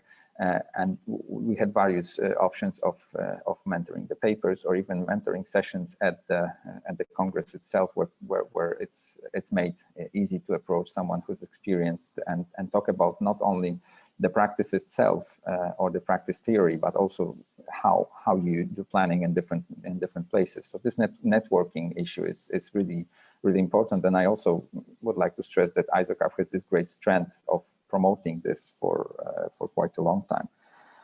So the fourth point is also it was also mentioned, and the other points, like what do we have to teach now, and also how. But I think the most there are the managing issues of healthy cities, or how we design spaces that are more adequate to the current situation we have, or the situation that will emerge. But I think what comes as an important point that we learned from the current situation is that actually the knowledge quickly expires. So we have to teach people to be able to make up their own decisions and to create new solutions for situations like this that need really rapid planning. It's not impossible to start courses on it and do research by the time that we actually should have applied a couple of things in the real world. So that's a very rapid changing situation in terms of city planning and how we address them. So it's not only the matter of what kind of knowledge we teach, but what kind of skills for the future planners to be able to tackle with those emerging issues. And hopefully we don't have any dramatic issues coming in, and those people are more creative in the planning in a positive way. So, and that's in a nutshell, I would like to summarize my thoughts on what has been presented and my experiences in that field, and take it back to Piotr. Thank you so much. Thank you so much, Sławek. Now, thank you very much, all the speakers, for your interventions and reflections. I have to say that this generated a lot of the discussions and comments on the chat. Now, let me invite Maros to maybe reflect on that, what was reflected on, and let's see basically what would be ESO President's comment on that. Maros, could you take the floor, please? Thank you very much. I'm not sure whether I will be able to do some summarization in such short time slot, which is available for me, because there were really many problems and many aspects of the current development influencing the planning education mentioned by the panelists. I have some 8 basic points, but I was looking for some overarching idea which is behind, or which is covering all the points addressed by the panelists. And this is a dichotomy. On one side, our attempt to make the knowledge accessible, especially using the information and communication technologies, which seemingly became easier, and we really are more and more accustomed to online teaching and using the virtual space and teach across the continent. But on the other side, what was underlined in many of the contributions was this importance of the text knowledge, importance of the interplay between the design and processes, interplay between the opinion and the knowledge.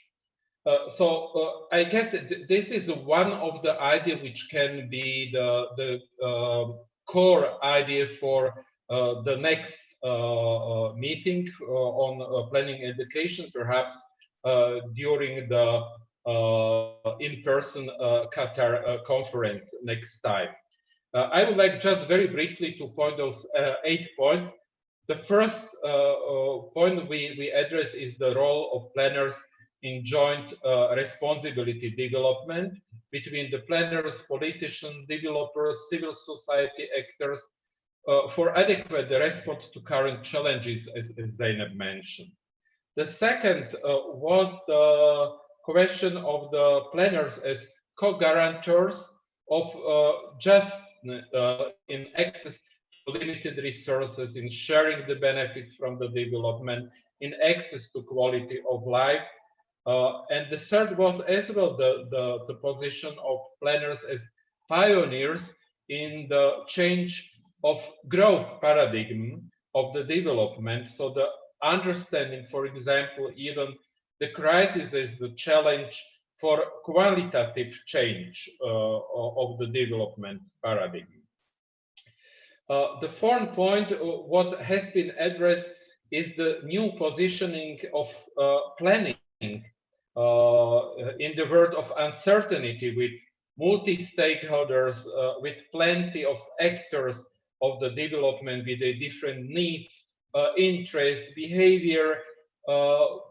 Many discussants address the neoliberalism as the answer to this question, as well as the aspect of the planning as the tool for dealing with this specific situation.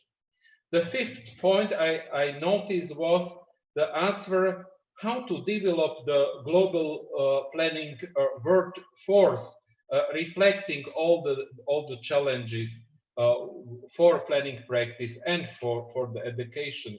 So the questions, how do schools and professional organizations, because the education is not anymore only the job for the schools, can contribute to this development of the workforce of the planning. What contents should be addressed by the schools and who should be addressed in order to develop this workforce, because this does not concern only the planners as the professionals.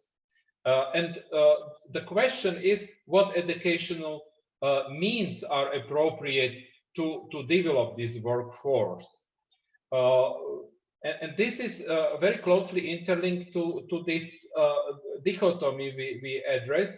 So the question to which extent we can really use the online teaching as the only environment for the development of this workforce, or how we can combine this online teaching with other means of the development of the potentials, which is far beyond just the mediation of the knowledge, and in this sense far beyond the pure education.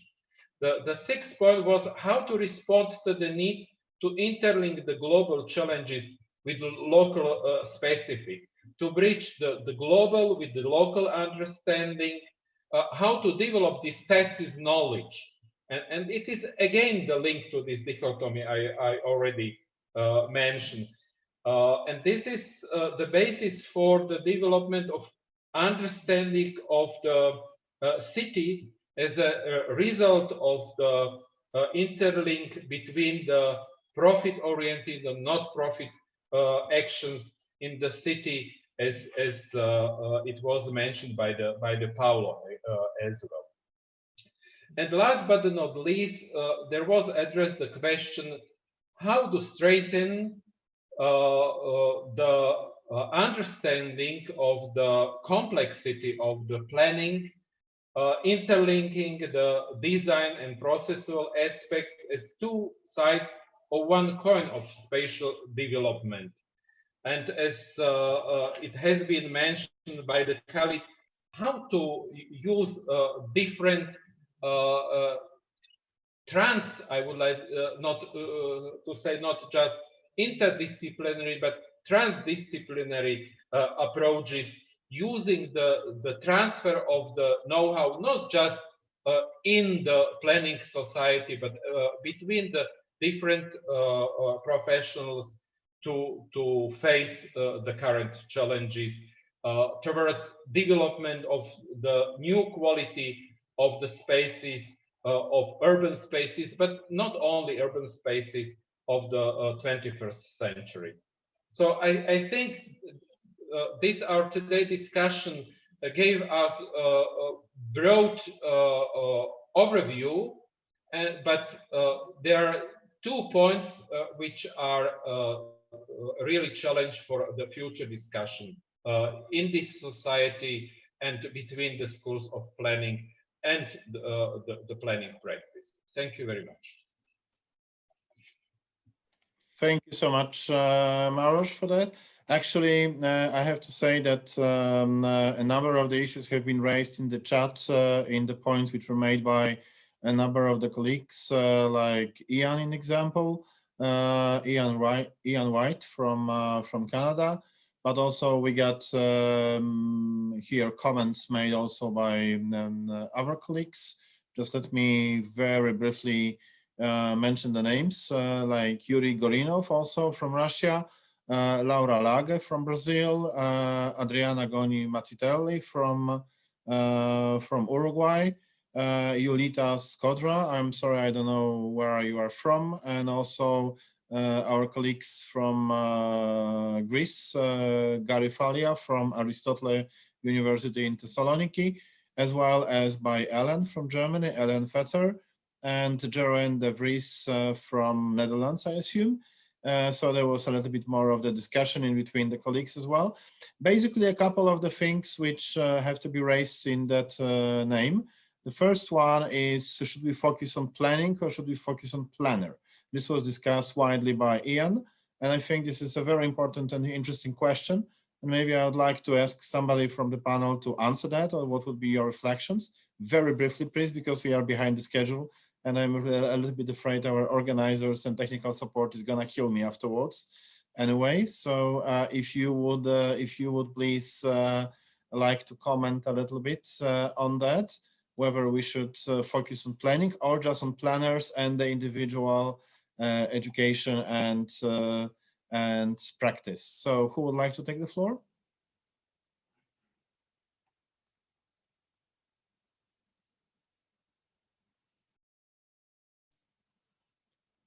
Maybe let me ask Zainab, you know, if Zainab is still with us, maybe what would you think about that, Zainab?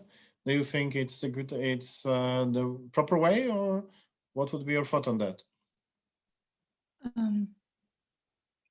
Well, I think I missed the question. I was reading the comments. Can you please repeat it? Yeah, sure. I mean, basically, a number of the comments were made by Ian Toba, and he actually mentioned that in a number of the different posts that actually we should focus on the education of planners than the planning education as such, you know. So just in order that the contemporary times, shortly speaking, would demand, you know, a kind of not the universal soldier, but a very specialized set of different people and dealing with different things. What would be your thought on that, you know, from your perspective? You have this global also outreach, and also you are having students from different parts of the world, from the Middle East and all. So what would be your thought on that?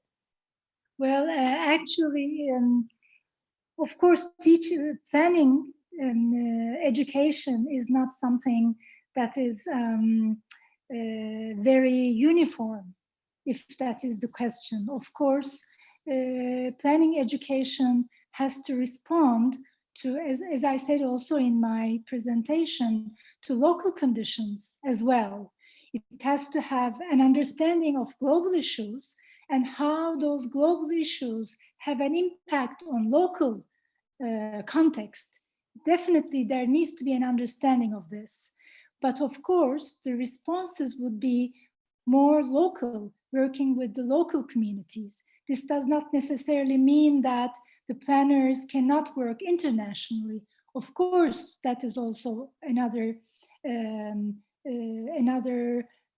I shouldn't say track, but another way to go. And they are interlinked, I think. They should be interlinked.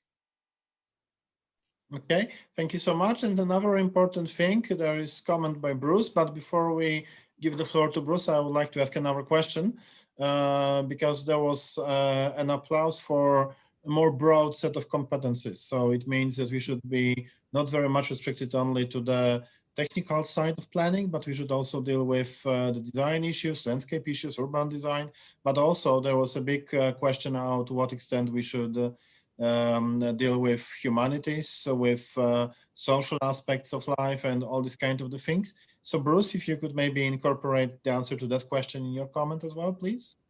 Okay, well, on Ian's point that we should educate to planners, not planning, I think this is a central problem of professional education in all professions. That and many of us have had the experience of going to a doctor who seems to know his medicine very well, but has a terrible bedside manner. And the university is sort of a long tradition of teaching information, but the process of schooling in a profession requires a much broader set of skills than just learned information. And this is something that the best planning schools have to do and for the most part have been trying to do. But there's a much less prescribed path for how to achieve that well. So on the second issue of combining technique and humanistic science and interdisciplinary knowledge, at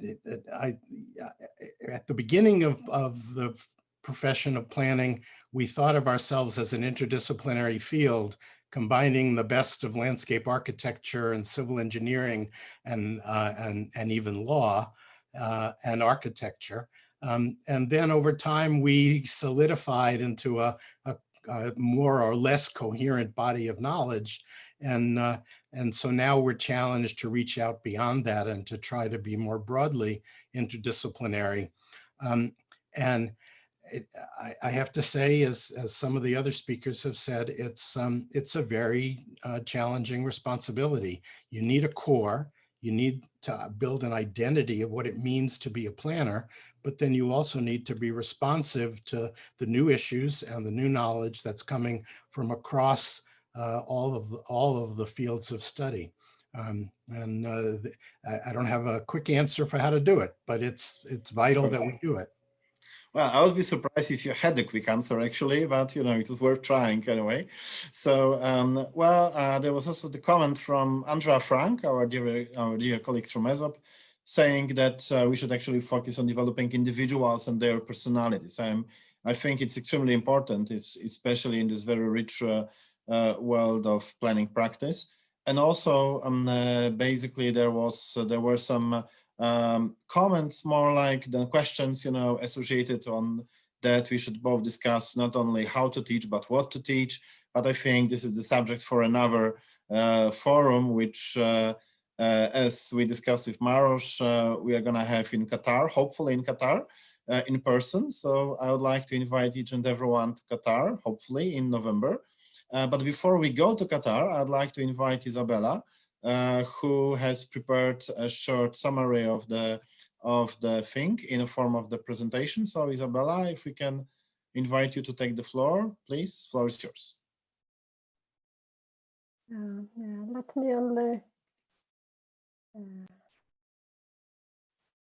Let me only share my screen. Hopefully you can see it. Now maybe better. Yeah. Yes, perfectly okay. Yes, thank you.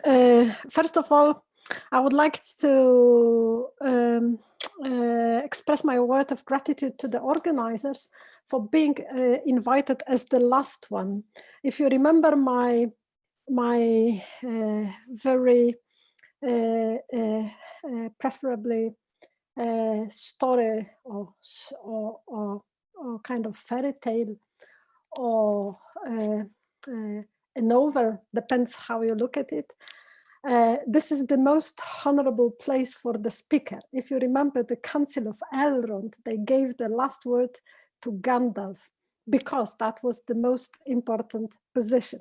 So I feel super grateful for this position, but actually that was a bit of joke and a bit of introduction, because I see a lot of honorable persons, very distinguished colleagues here at the session, including the founding father and the first president of AESOP, Klaus Kunzmann.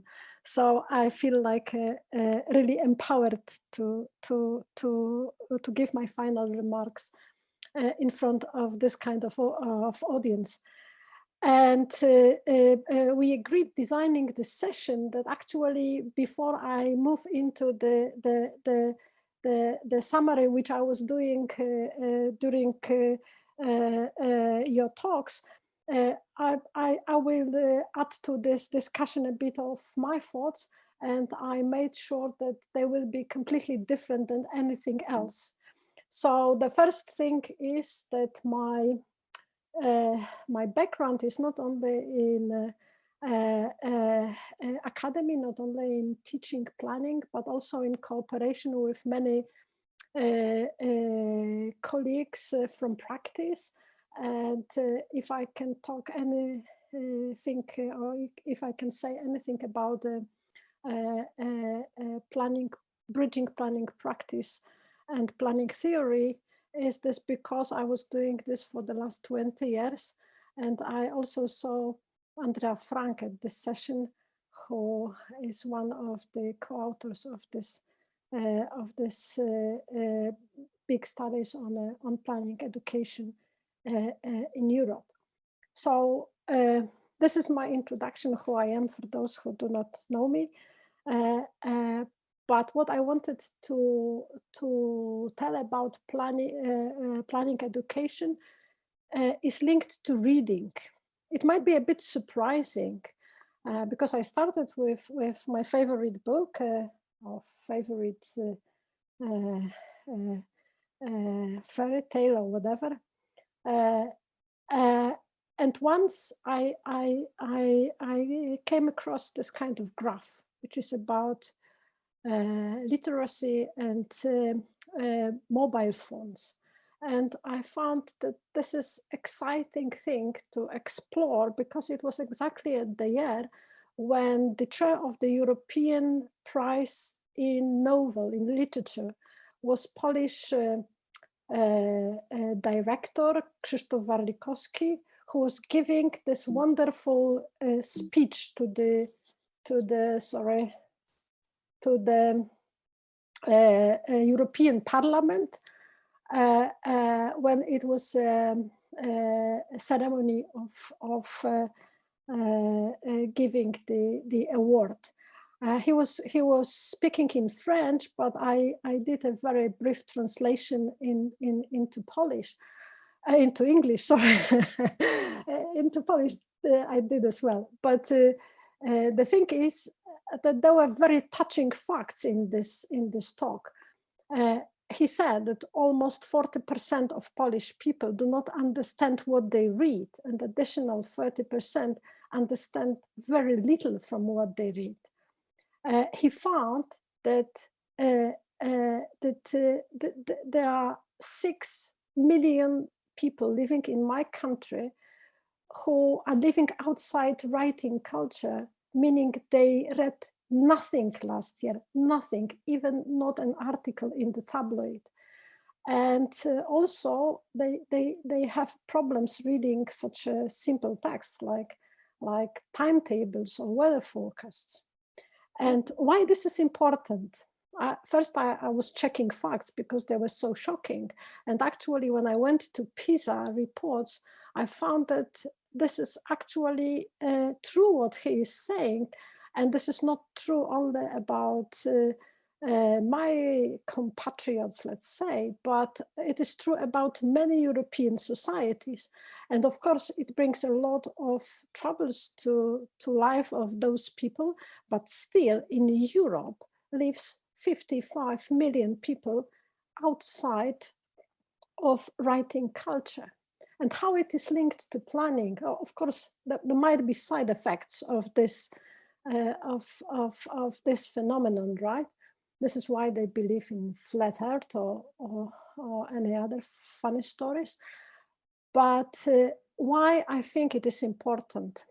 Let's bring me into this talk. My favorite, another favorite writer, Mario Vargas Llosa, who got a Nobel Prize in 2010, and actually in his Nobel speech, he was saying we would be worse than we are without good books we have read, more conformist, not as restless, more submissive, and the critical spirit, the engine of progress, would not even exist. And this brings me to Klaus Kunzmann, who, while establishing our Society of European Schools of Planning, was also actually referring to storytelling, to these stories that are told to the children, to teach them a very important truths through, say, easy reading or easy stories. And I think this reading capacity, which is now so weak in our societies, brings a big challenge to planning, brings big challenge because we face a kind of lack of creativity or lack of imaginary only because our students do not read. Actually, what have you read last year? The second 2 points I only really bring in 2 slides. And this is about public services. When I was listening to Bruce, I thought, oh my God, when I hear revenues brought by students, I would like to scream. Students are not the customers. And actually, if we pay for all this stuff, for the knowledge generation, why on earth we should demand money for this knowledge back, right? So the form of university, the organization of our academy is super, super important. I'm not going to discuss this question more. Again, the ghost of Klaus Kunzmann is here because his one of his very important I would say main stories is about language, and language in planning matters. Here we all speak English, and this is not about the words, it's about understanding. So it's not that the language issue is about whether we can communicate, but more about whether we can understand each other. The planning culture is very local, while our planning knowledge is very global. And this paradox is super, super important tension in planning.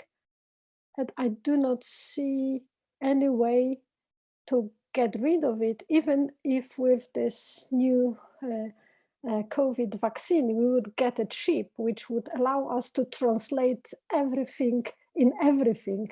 Let's say Polish into Chinese and French into Italian and even German into Austrian. And the last thing I would like to raise are our own limitations. Yes, Zeynep and many other colleagues brought to this discussion all these warning scenarios. We all know this. And we understand that the situation is bad, but still we are talking about growth and development, right? And we are in the framework which actually refuses to accept that there is no such a thing like sustainable economic growth.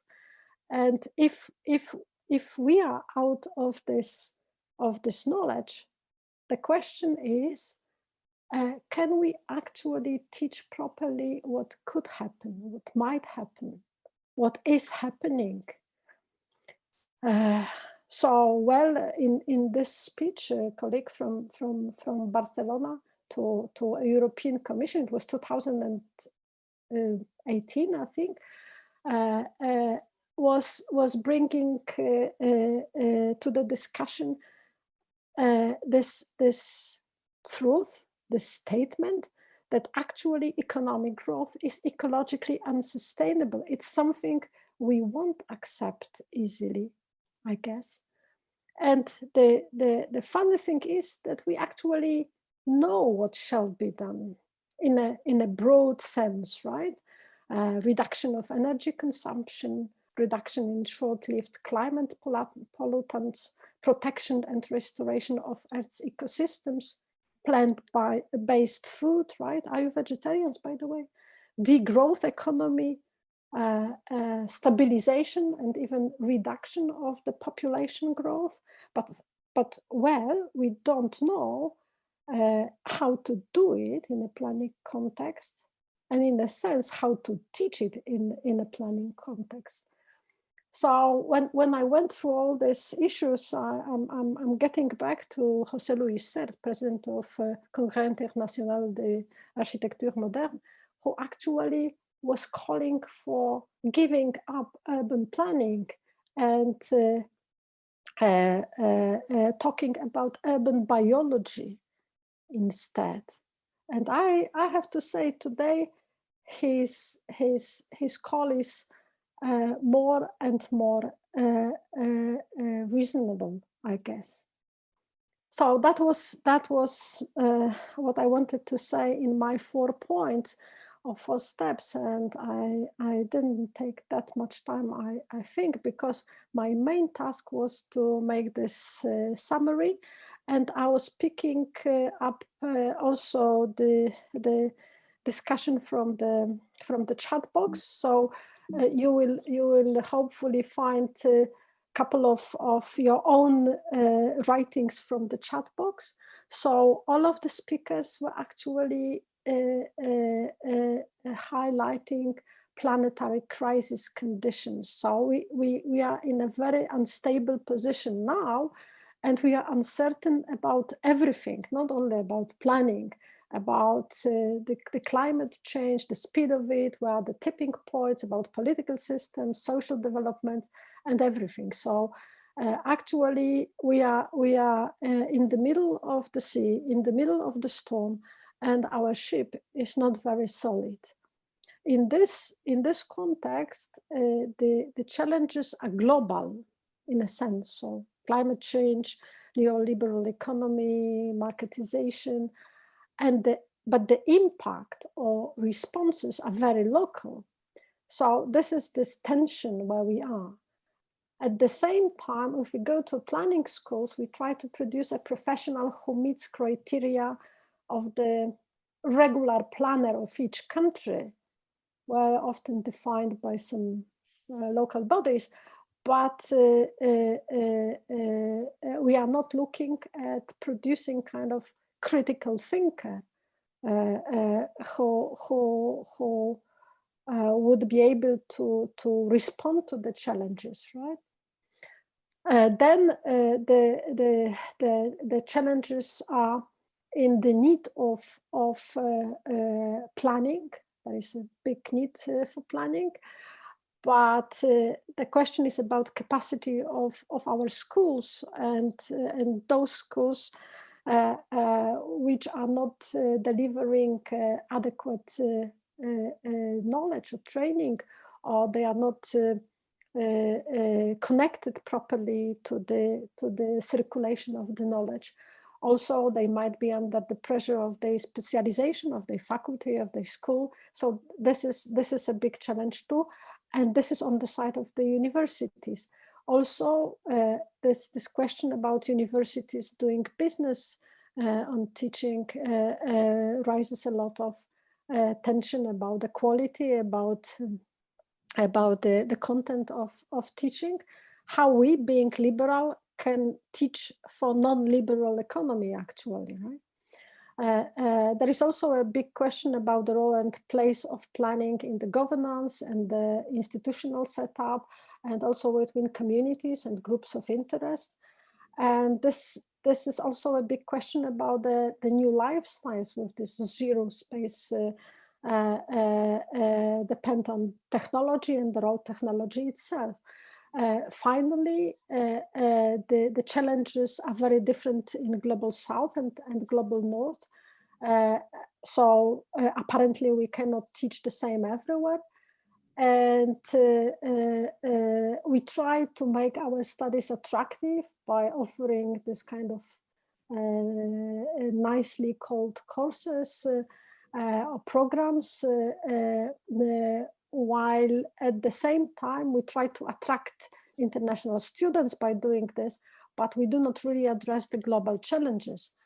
And the last two things, exactly picked from the chat box. The question was whether professional planning education involve more facilitation of professional self-design.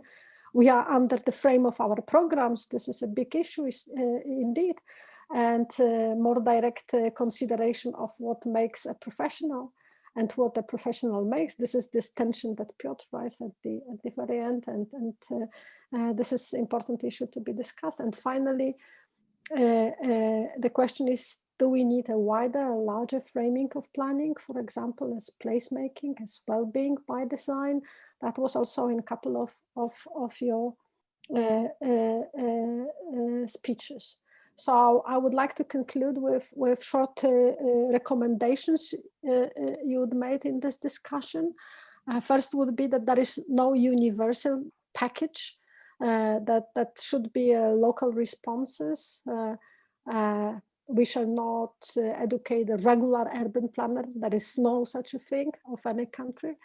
But on the contrary, we should be focusing on educating an urban thinker who perceives both the state and dynamics of cities and more generally urban areas, but also sensitive to global context of cities and regions, aware of social environment and changes of economy, but also our limited capability to understand them. So this is kind of first, like summarized recommendation. We also need a stronger university networks and university nourishing practice. Here was a very, very interesting discussion on the side. That there is a contradiction in this discussion because the professional says that universities are not ready and that they should be supported by professional organizations, and at the same time universities say that the professions is not ready for the new challenges and studies. So it's like a discussion on both sides. Finally, this planning education to be decolonized in many ways, not only in geographical ways. The other recommendations were towards this kind of evolutionary planning or designing more in modeling, I would say, interrelations between humans and ecosystems. So I was trying to, at the very end, under the pressure of time, ask this questions whether we can educate artists of possibility. This is from the chat box, super nice expression. Storytellers of the future, leaders of change, urban biologists. Well, I have to leave you with these questions because nobody answered them. Thank you very much for your attention. But before I go, I would like to pay my special honors to David C. Prosperi, who was not only a great planner and a great academic and great colleague, but also a super funny person. It was a huge, huge pleasure to meet him, to talk to him, to discuss with him, and actually to be his friend.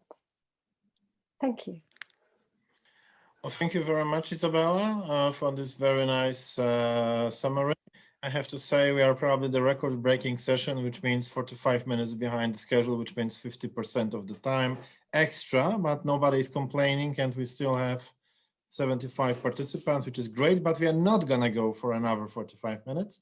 So I'd like to say thank you very much all the speakers, especially to Zeynep, to Isa, and also our colleagues. But also I'd like to say thank you very much our partner organizations, and also to GPN, to Eduardo, and also to AESOP, to Maros. And now let me ask Maros to conclude the session, and in the name of AESOP. Maros, could you take the floor, please? Thank you very much. I have to thank especially to ISOCARP and to you personally, Piotr, for initiating this session again. I think we got a lot of inspiration for a future discussion.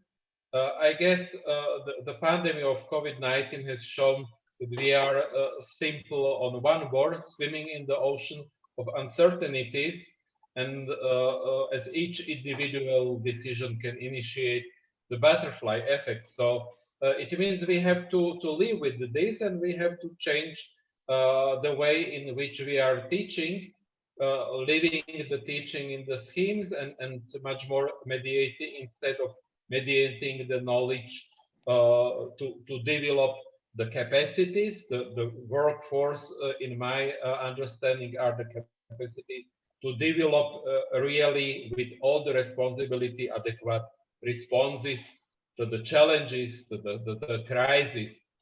And this is, I guess, the challenge as well for our future discussion. Thank you again on behalf of the AESOP to all panelists and to the participants. And I'm looking forward to continue this discussion in the different platforms under the AESOP umbrella or GPN umbrella, as well as in the collaboration with the ISOCARP. Thank you very much and have a nice evening. Thank you so much. And I would like to say at the very end, big thank you to Federico, who is managing our session, and Nian and Anna. So big applause to them, because without their technical support, it wouldn't be possible. So thank